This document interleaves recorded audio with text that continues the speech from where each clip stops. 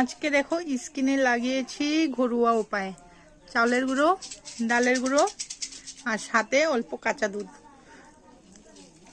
তো স্কিনটা কিন্তু খুব শাইন হয়। দেখো অলরেডি কিন্তু অনেক সুন্দর শাইন একটা আসছে। তো দেখো ঘরোয়া উপায়ে বানিয়ে নিয়েছি। এখানে প্যাকটা, এখানে রয়েছে কাঁচা দুধ, আর এইখানে দেখো আমি একবারে চাউলের গুঁড়ো, ডাল সব মিক্সিতে গুঁড়ো করে রেখে দিয়েছি। তোমরা এটা উপায়টা করবে, একদম স্কিনটা সাদা ধবধবে হয়ে যাবে দুধের মতন। এবার দেখো ওয়াশ করার পর স্কিনটা কত শাইন হয়েছে। এখনো কিন্তু কিচ্ছু মাখিনি, জাস্ট খালি জল দিয়ে ওয়াশ করেছি। সুন্দর শাইন, ন্যাচারাল এটা।